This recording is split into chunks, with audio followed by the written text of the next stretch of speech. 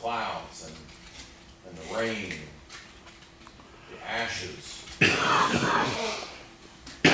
We see the beauty around us. We see the beauty in life.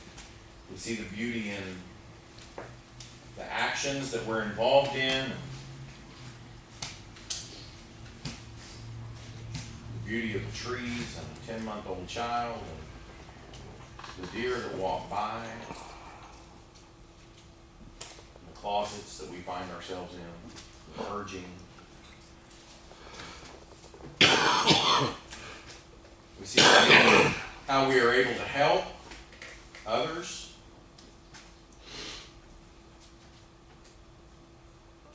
And still, Lord, there are times that we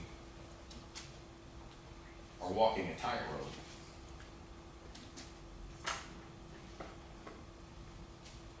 Balancing life and you.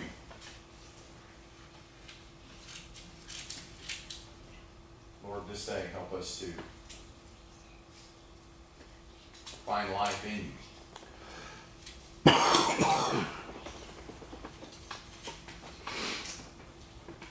Help us to see this journey that we're on and how important the story of this journey is.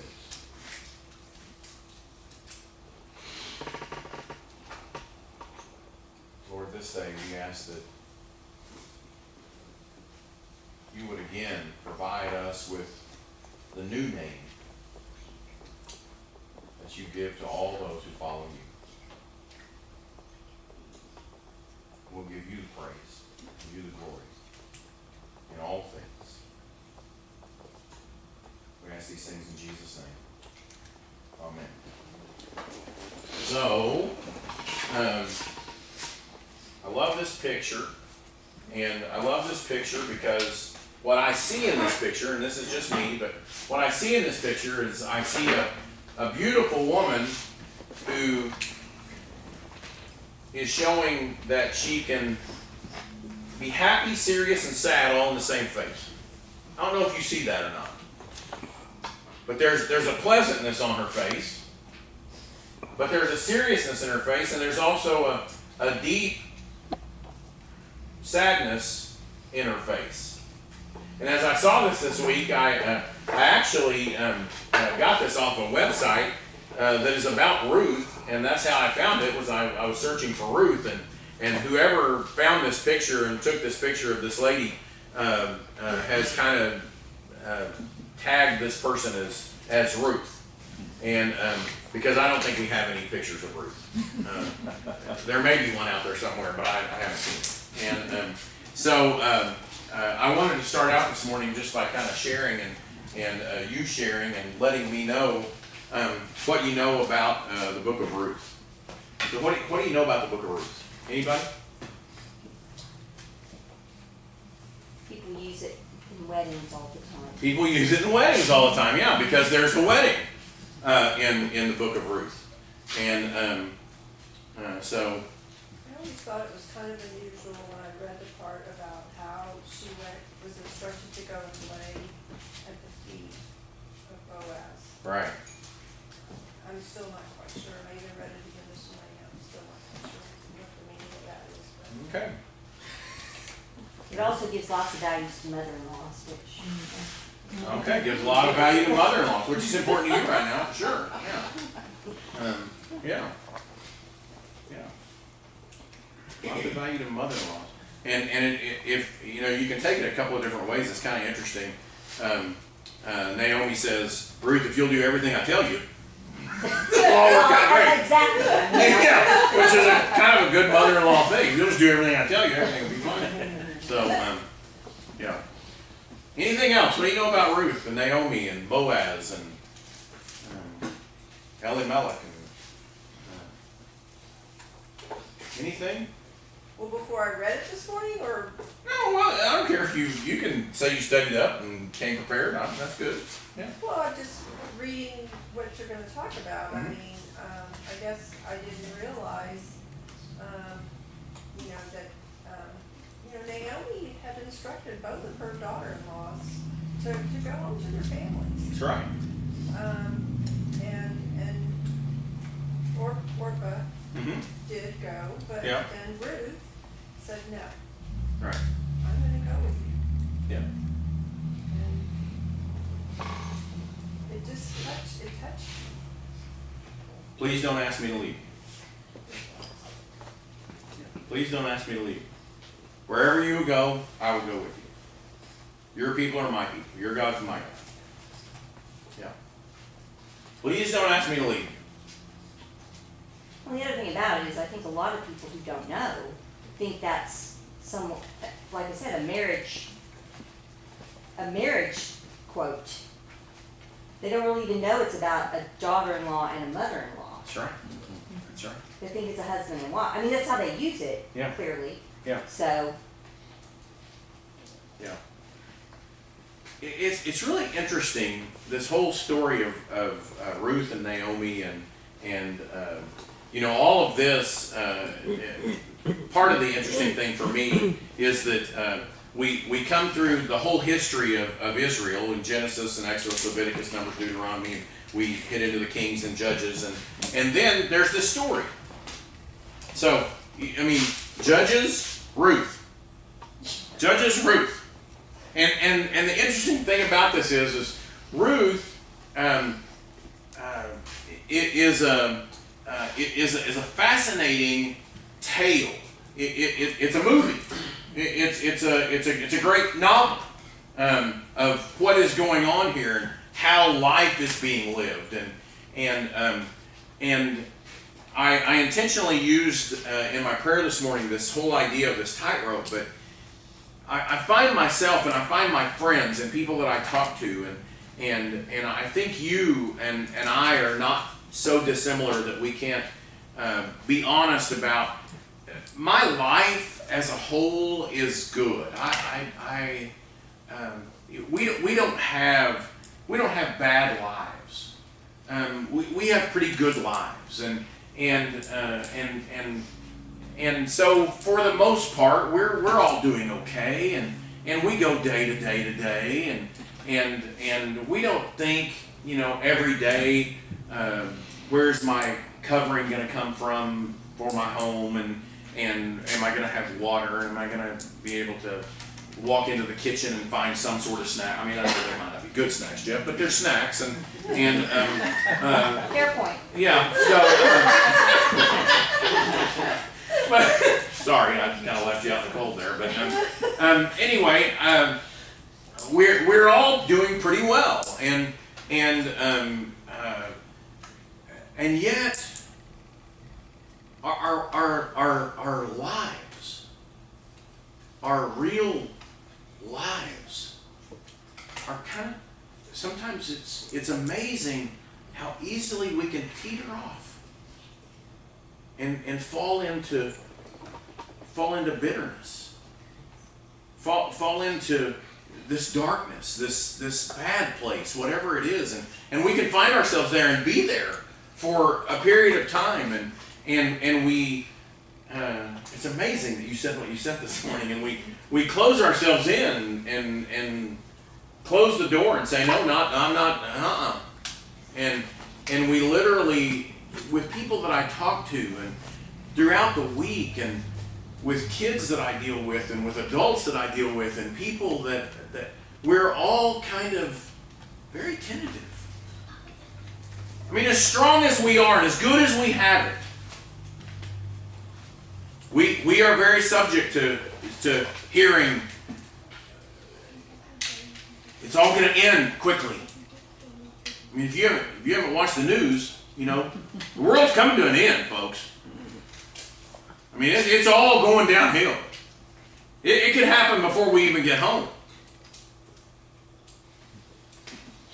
And quite literally, I must tell you, it is one of the reasons that I think we have a tendency to keep shuttering back into our homes.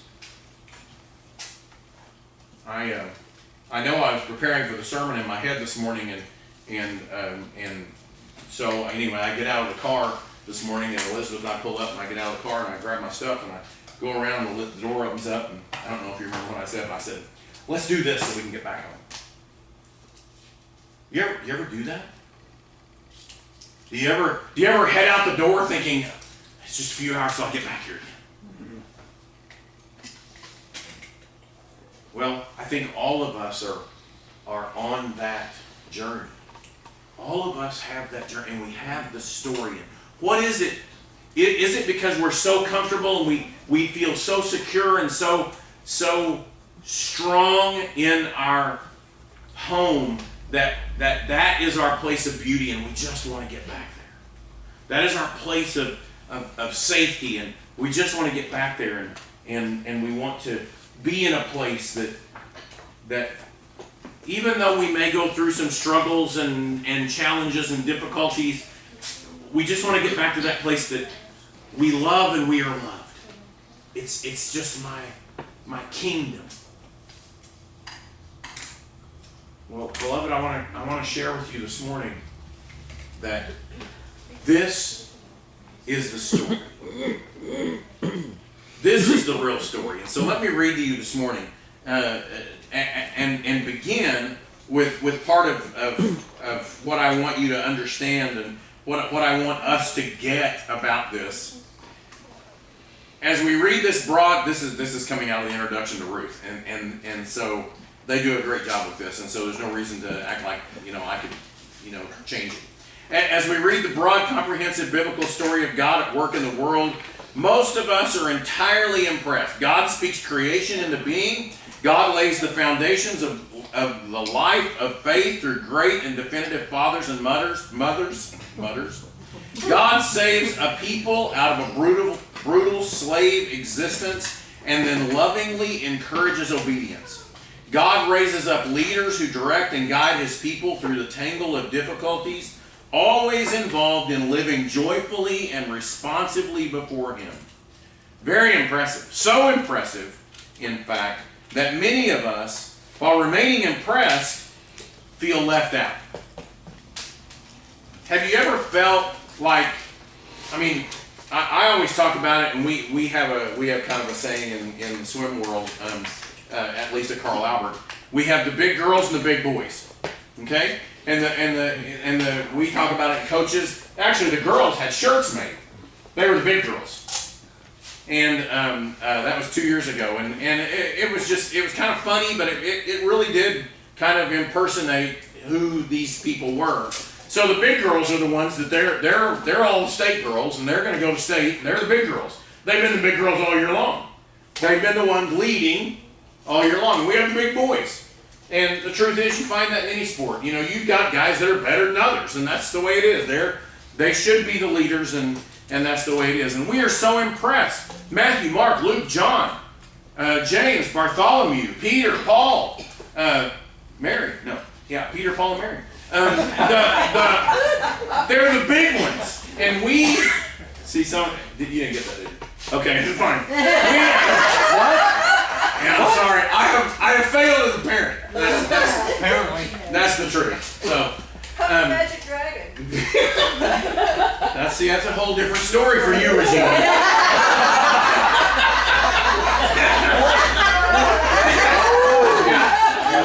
Yeah, and he gets that.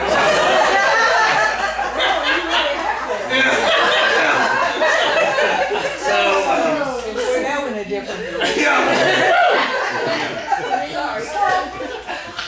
But we have this whole thing of, as much as we want to be good Christians, our good Christian level is so far below what we hear of Matthew, Mark, Luke, John, James, Matthew, Bartholomew, Peter, Paul, all of the biggies, the big boys, the big girls, the Ruths, the Naomis, all of these people the Esthers.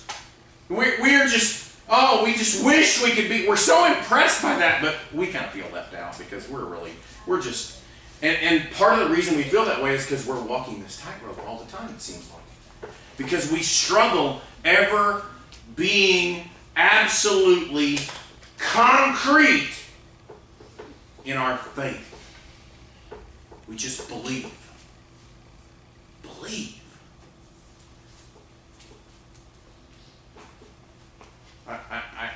Sometimes I think we, for sake of seeing the story, we miss the meaning.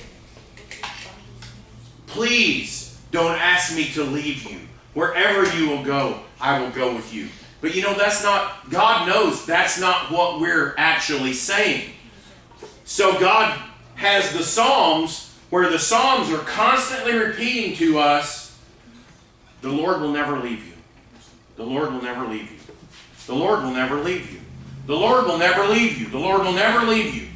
He will always be with you. He will always be at your right hand. The Lord is always with you. Instead of us having such a faith that we are standing saying, as a body of believers, Lord, please don't ask me to leave you.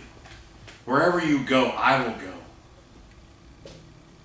You see, that is our responsibility. It's interesting then that we, our unimpressive, very ordinary lives make us feel like outsiders in the process of such a star-studded cast. That's what he's saying. We disqualify ourselves from playing a part in the drama of God's story. We create loopholes from guilt or willfulness or accident, and we assume that what is true for everyone else is not true for us. We conclude that we are somehow just not religious, and thus unfit to participate in the big story. This is not just their story, it is our story. And so then, the reason I had to read the whole first part is to do this. Then we turn a page, we go from Judges to Ruth. We turn a page and we come upon this small story of two widows and a farmer in their out-of-the-way village. Just this farmer and these two widows. And that's where we pick it up. In the days when the judges ruled, there was a famine in the land, and a man from Bethlehem in Judah, together with his wife and 2 sons, went to live for a while in the country of Moab. The man's name was Elimelech, and his wife's name Naomi. And the names of his 2 sons were Mahlon and Chilion. They were Ephrathites from Bethlehem, Judah. And they went to Moab and lived there. Now Elimelech, Naomi's husband, died, and she was left with her 2 sons. They married Moabite women, one named Orpah and the other Ruth. After they had lived there about 10 years, both Mahlon and Chilion also died, and Naomi was left without her 2 sons and her husband. When she heard in Moab that the Lord had come to the aid of his people by providing food for them, Naomi and her daughters-in-law prepared to return home from there. With her 2 daughters-in-law, she left the place where she had been living and set out on the road that would take them back to the land of Judah. Then Naomi said to her 2 daughters-in-law, "Go back, each of you, to your mother's home. May the Lord show kindness to you as you have shown to your dead and to me. May the Lord grant that each of you will find rest in the home and another husband." Then she kissed them, and they wept aloud and said to her, "We will go back with you to your people." But Naomi said, "Return home, my daughters. Why would you come with me? Am I going to have any more sons who could become your husbands? Return home, my daughters. I am too old to have another husband. Even if I thought there was still hope for me, even if I had thought that there was still hope for me, even if I had a husband tonight and then gave birth to sons, would you wait until they grew up? Would you remain unmarried for them? No, my daughters. It's more bitter for me than for you, because the Lord's hand has gone out against me." At this, they wept again. Then Orpah kissed her mother-in-law goodbye, but Ruth clung to her. "Look," said Naomi, "your sister-in-law is going back to her people and her gods. Go back with her." But Ruth replied, "Don't urge me to leave you or to turn back from you. Where you go, I will go, and where you stay, I will stay. Your people will be my people, and your God, my God. Where you die, I will die, and there I will be buried. May the Lord deal with me, be it ever so severely, if anything but death separates you and me." When Naomi realized that Ruth was determined to go with her, she stopped her urging. So the two women went on until they came to Bethlehem. When they arrived in Bethlehem, the whole town was stirred because of them. And the women exclaimed, "Can this be Naomi?" "Don't call me Naomi," she said. "Call me Mara, because the Almighty has made my life very bitter. I went away full, but the Lord has brought me back empty. Why call me Naomi? The Lord has afflicted me. The Almighty has brought misfortune upon me." May God add His blessing in reading this word, beloved. This is the word of the Lord. Thanks be to God. You see, this is more than a love story. This is a historical context, and the historical context is this. It is an exodus. Exodus does not necessarily mean leaving. Exodus also means coming. You can have an exodus to, and you can have an exodus from. And we experience that, quite honestly, sometimes on a daily basis, but at least on a weekly basis, of going to and from.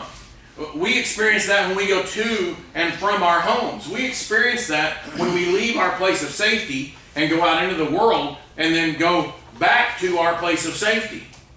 It's incredible that this book falls right here at the end of Judges, after Genesis, Exodus, Leviticus, Numbers, Deuteronomy, and it is sharing this story of, look, exoduses continue to occur.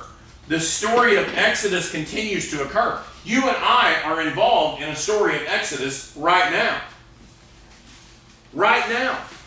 We have come from, if we believe that you are created of God, you have come from God, you are on your way to somewhere else, to another kingdom. Remember, there was a kingdom that was flowing with milk and honey, and so we had a place to go, and that's what we want to go to. And you and I seem like we spend most of our lives trying to find that place of milk and honey, that place that's flowing with abundance. And yet we find in our lives sometimes we struggle to find the abundance that God is looking for us to have, because with all the things of this world, we don't really feel abundant. Craig Rochelle, about 3 weeks ago, said in a sermon, and it has impacted me. It's impacted some others,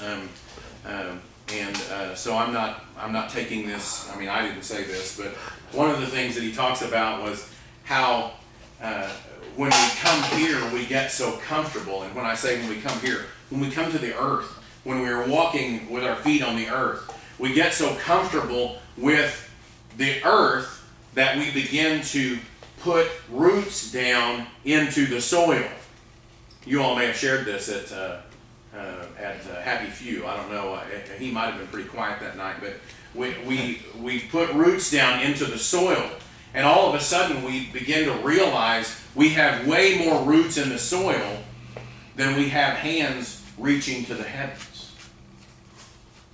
And so we get so comfortable, and the problem with that is the world or society or humanity is so enamored with looking at your roots.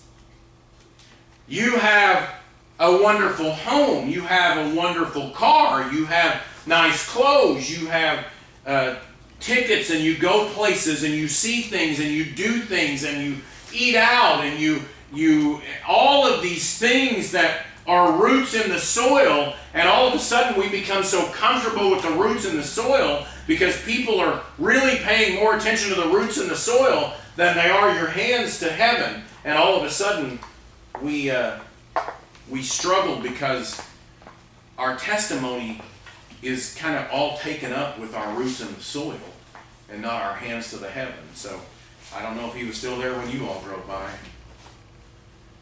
But just this side of Anderson Road on I-40 this morning, there was a man standing up on a hill, and he had what looked to me like about a 10-foot PVC cross, and he was just standing out there holding it. Every week. Pretty serious jumped on road. Yeah. No, I was going to say, because we haven't seen him till this week. Yeah. So he moved to Anderson. Yeah. Yeah. They took the hill. Oh, that's right, the hill's gone Yeah, there. it's gone. So he's moving. Okay, well, he was in Anderson this morning. And as we drove by, I said, he's just testimony. Testimony.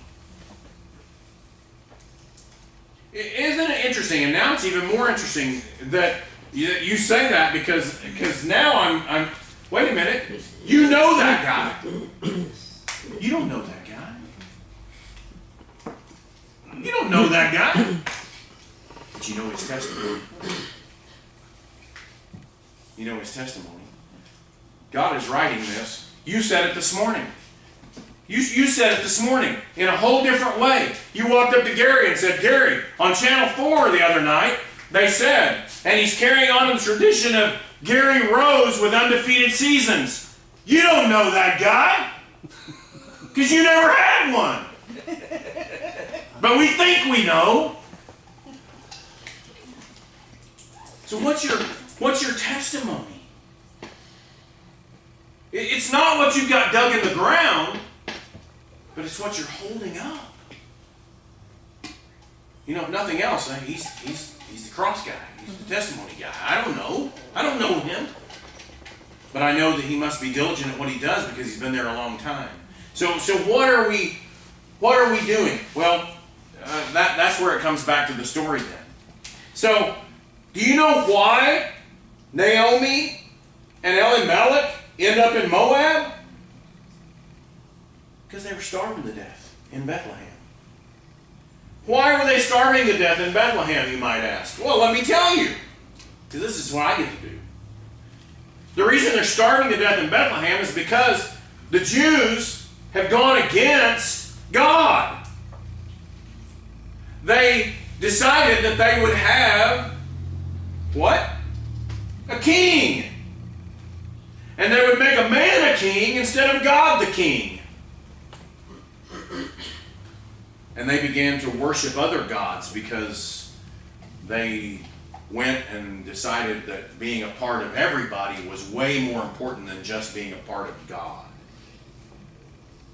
I thought about that a lot this week in regard to just this whole idea of why is it? I said this morning, sitting in my chair, when Elizabeth came in with her coffee, and we're both a little bit bleary-eyed, and I mean, yesterday was a long day, and you know, when Joshua even said, "Oh, I'm tired," I'm thinking the first thing I think of is you will. And then the second part of that is I'm just not going to show you how tired I am, and then but the third part of it was this morning when Elizabeth comes in with her coffee and she sits down in a chair, and I've been sitting there for a while, and I look over at her and I say, you know what? I'm just too old to be in high school anymore. And that all day stuff it's killing me, you know. And it's not that it's killing me, it's just I take it so hard, I think. And so here Ruth and Naomi, they end up in Moab, which is north. They end up going north because they're starving to death. And they get up to Moab and they find out, hey, this is not a bad place, right? And what we find out there is they take their two Jewish sons and they marry them off to who? Moabites. Again, they were a part of a people who did the wrong thing, and God is punishing them with a famine. And so they move somewhere else to get away from the famine, and they do the same wrong things again. And, I mean, remember, God's a loving God. And this is a difficult thing to even say. So, what does God do? He kills them. He kills Elimelech, he kills the two boys. They die. They get sick and die. And here's Naomi with two daughters-in-law. Now that's kind of fun. So guess what? Naomi hears in Moab, hey, things are pretty good back in Bethlehem. Do you hear the Exodus story in this at all? Well, one of the things that we find out is Do you know why all of the people ended up in Egypt? Because they were starving to death in their homeland. And so, who? Joseph's brothers go to Egypt to do what? Beg for food. That's how they ended up there. So they end up there for 400 years and end up as slaves of the Egyptians. And God comes in and says, you're my people, let's get out of here. Let's get out of here. I often wonder sometimes,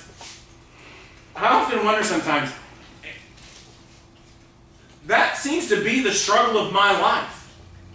I go and I stay and I'm there until I starve, and then I move on somewhere else. And I go and I stay and I'm there until I starve, and then I move on somewhere else. And one of the things that I struggle with in the midst of that is, don't I need to just stop and believe that God is going to handle it no matter how bad it may seem, no matter how bad it may look, no matter what is going on, God's going to take care of it. Do I really believe in that? And my answer for most of my life is no. No. Even in ministry, the answer is no. And the reason the answer is no is because I will snatch out of God's hands my destiny. I will grab it back and say, no, I know how to do this better. This is my life. I will do it. Instead of sitting and saying, I'm going to trust you. I'm going to believe you. It doesn't matter what the roots in the ground look like. I'm just going to believe you. Isn't that really our primary struggle? Is faith and belief that God's got us no matter what? No matter how bad it may look. And so Naomi decides to go back home. She left home empty. She comes back empty. Empty. But she has Ruth. Now, I don't know if you have ever read this into the story or not, but the truth is, Ruth's her ticket. You may not have seen that before, but Ruth's her ticket. Ruth's a good-looking Moab woman. And Naomi doesn't have anything back at home. And Naomi says to Ruth, hey, do what I tell you to do. It's all going to be good for us. And here's Boaz, a good man. One of the interesting things in the story that I find interesting, maybe you find it interesting, maybe you don't, and it's the whole reason that the title is what it's titled, is that Naomi was pretty well-to-do. When they left to go to Moab, even though that they were starving, Naomi and Elimelech, they were a known couple, and so her name. The name Naomi means beautiful, and isn't that really what all of us and guys, sometimes you can use the word handsome, but really all of us want to be known as beautiful. We just want to be beautiful people. People, when people think of you, they want to. Hopefully you want them to think that is a beautiful person. That is a great person. And Naomi, remember the names, the meaning of the names are so important to the Hebrews. She is known as beautiful, and she comes back with nothing. And so she comes back and she even says to her friends, because they didn't even recognize her, could that be Naomi, they said? Is it possible that that's Naomi? And she says, no. No, I was beautiful one. I'm not beautiful anymore. You have to call me Mara now. Yeah, I'm bitter.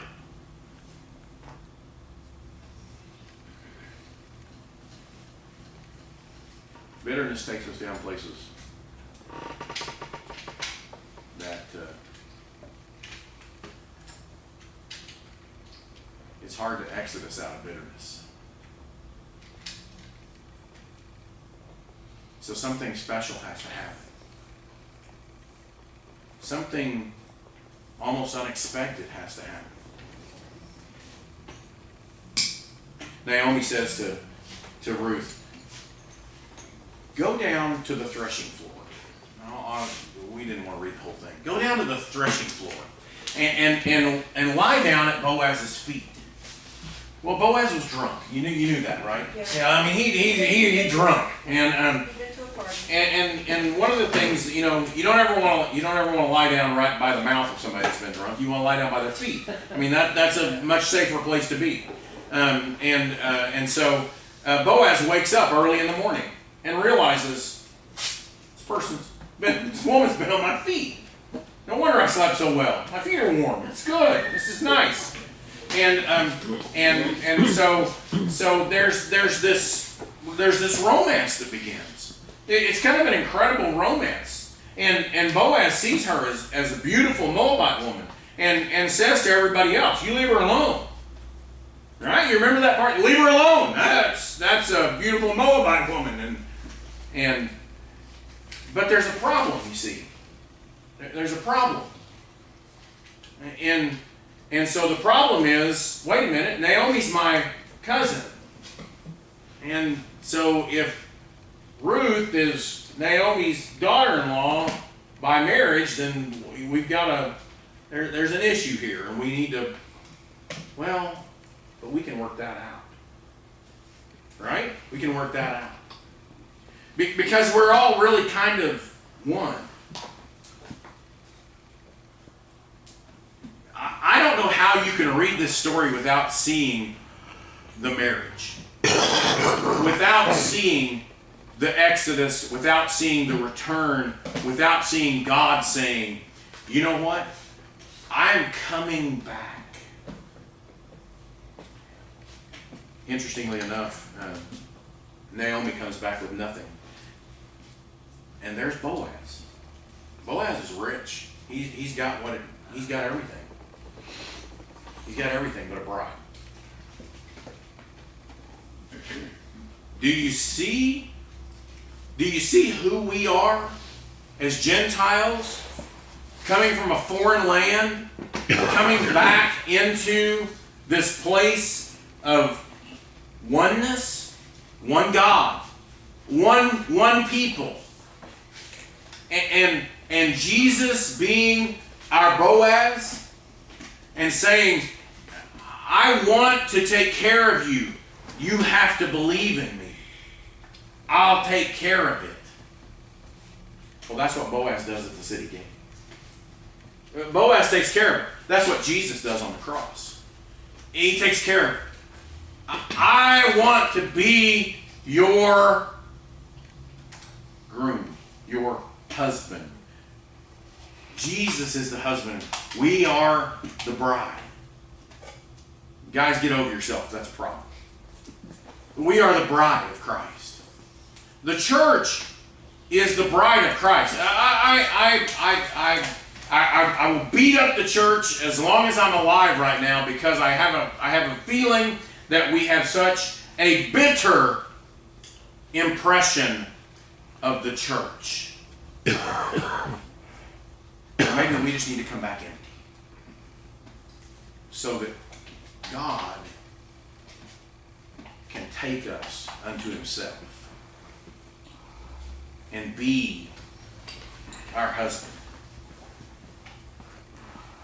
Part of all this comes from, and you all know it, so it's not anything brand new, but part of all this comes from the fact that Elizabeth and I were married 27 years on whatever day that was, Thursday? Friday, you know. It was the second, I know that, you don't have to worry about it. I just don't always know the day. And so on Friday. And so there's been just this week, there's a lot of, thought about, I said to Elizabeth on Friday morning, you think we can do another 27 years? And we said we can try. And then I think I made a mistake when I said, I don't even really remember 27 years ago. I do remember the wedding. I mean, I remember all that. But what I was doing 27 years ago, I know where I was. I don't remember that year much. I don't remember 26 years. I don't remember last year that much, to be real honest. And it's not that I have a poor memory. It's just, what has happened? What has happened over 27 years? When I think of 27 years from now, oh my gosh, there's a lot of time. I bring that up because I'm afraid sometimes we don't jump into being the bride of Christ because we're just a little bit afraid of eternity.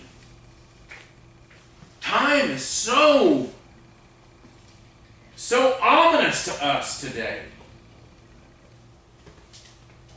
Ominous in regard to, I would love to show you what my schedule looks like every hour of every day going through a week. And Elizabeth and I have had this ongoing kind of communication struggle, not bad. I'm not saying there's things going wrong. I'm just saying we've had this whole thing of, every day. It used to be we would sit down every week. Now we have to sit down like every day and say, okay, where are you going to be? And you're going to be, and then we're going to get there.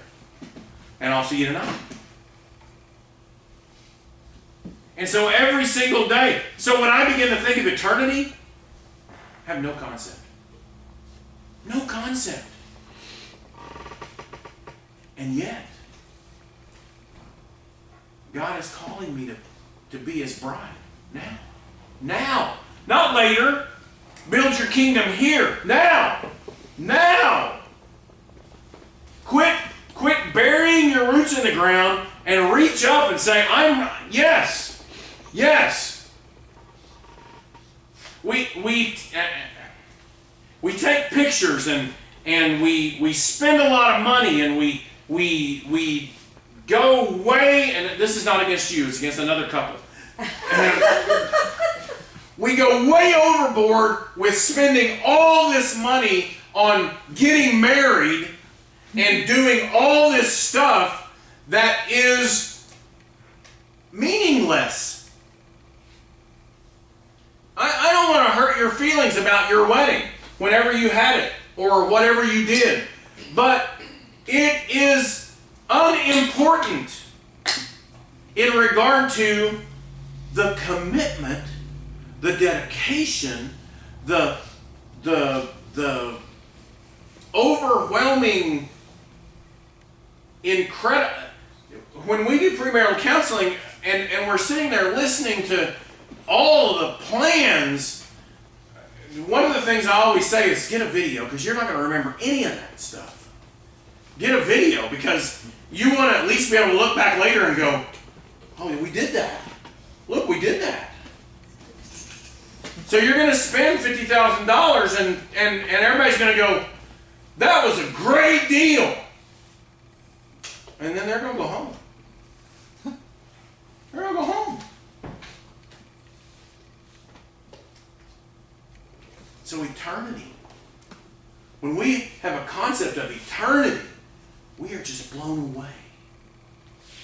That God wants to interact with us right now. He wants to give us the abundance.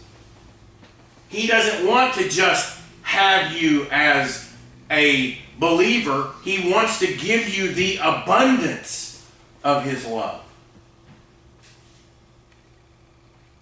So I'll testify. Maybe more than I should. I go home every night.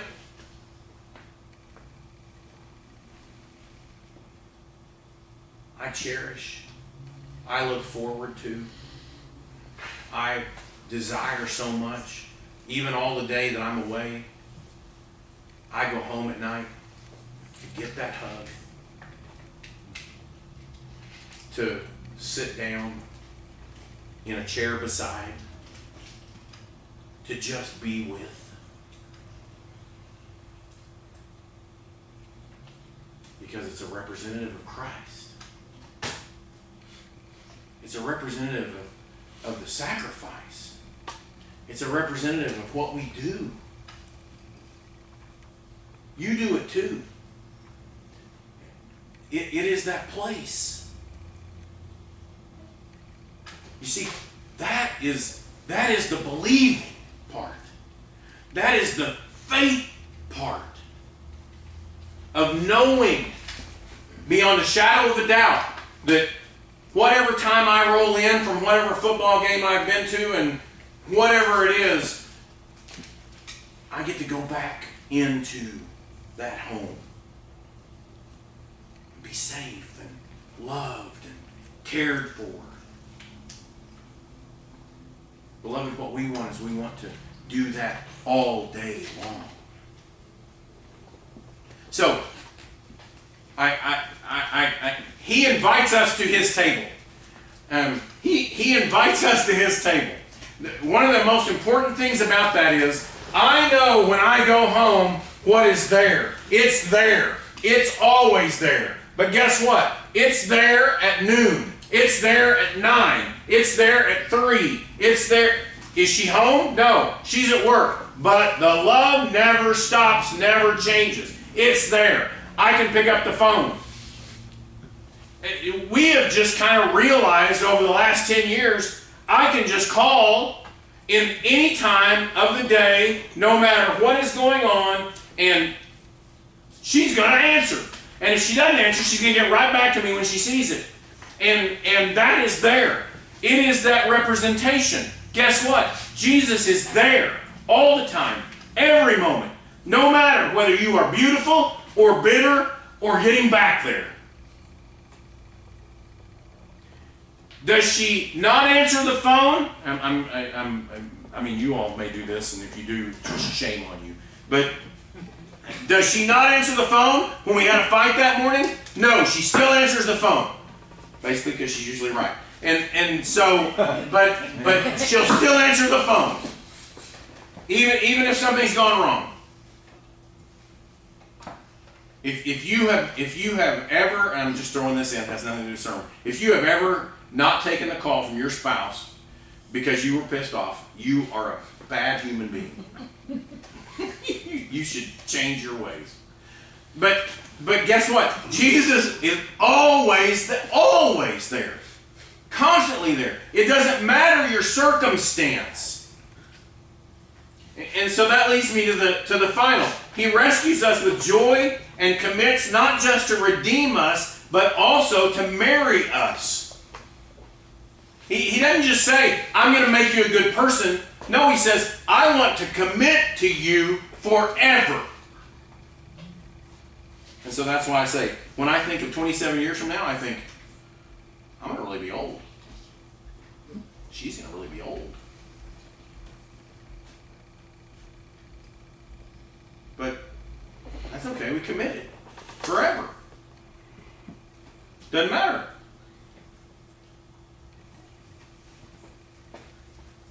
When those around us see the results of the gospel in our lives, they say what the woman said to Naomi. This comes from the 4th chapter. Blessed be the Lord, who has not left you this day without a redeemer. You see, this whole Naomi and Ruth thing is this whole issue of we are the ones that walk away. Jesus never leaves us. Jesus never forsakes us. We know that. We've been told that. But what we do is we need to be the ones. We need to be the ones that get up every day and say, Lord, please don't ask me to leave you. You may not think that's a possibility. We believe it's not a possibility because of the marriage of Christ to his church. Please don't ask me to leave you. Well, what would your life be like tomorrow if you said, Lord, wherever you go, I'll go? Not wherever I'll go, you go, but wherever you go, I'll go. Doesn't that change? And you don't have to be retired. That's not fair.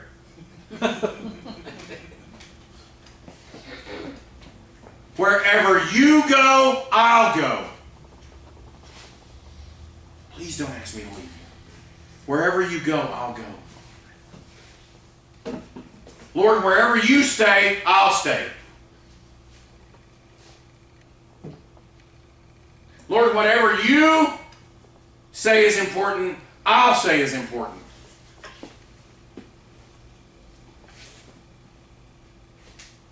You see, it changes. We're always standing around saying, oh, Jesus is with me all the time. Jesus is with me. You know what? That puts it all on Jesus. I get it. Guess what? Some of it's on you. We have abandoned our responsibility in Christianity sometimes by just saying, well, he'll never leave us. Well, why don't you try that in your marriage and see how long that lasts? Because this is a marriage. This is a marriage. Please don't ask me to leave you. Wherever you go, I will go. Wherever you stay, I will stay. Whatever you believe, your people, God, will be my people. It changes. It puts me on the road. It says, it doesn't matter if I'm beautiful. It doesn't matter if I'm bitter. It doesn't matter if I'm on my way back. Whatever God you want, that's what I want to go. I want to go there. I want to be there. I want to do that. Living that way, that's a real challenge. But he invites us to that table. He invites us to sit and say, whatever it takes. Whatever it takes, that's what I'll do.